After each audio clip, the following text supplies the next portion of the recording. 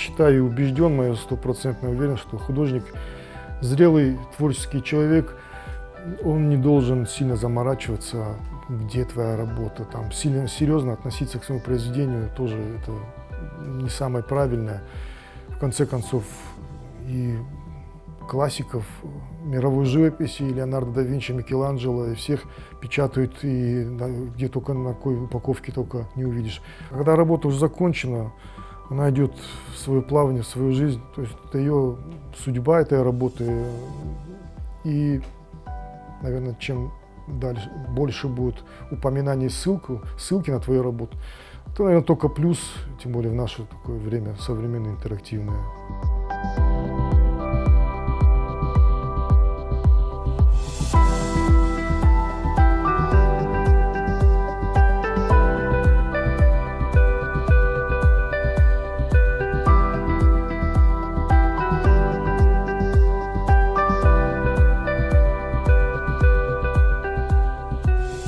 Наш проект создавался с целью привлечения внимания к современному остинскому искусству и популяризации его.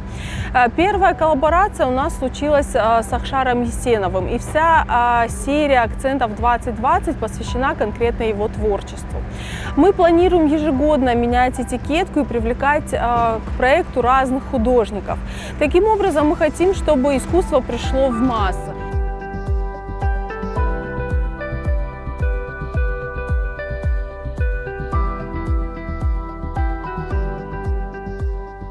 Важно подчеркнуть, что размещенный фрагмент картины на этикетке – это лишь приглашение заглянуть глубже, погрузиться дальше в это все.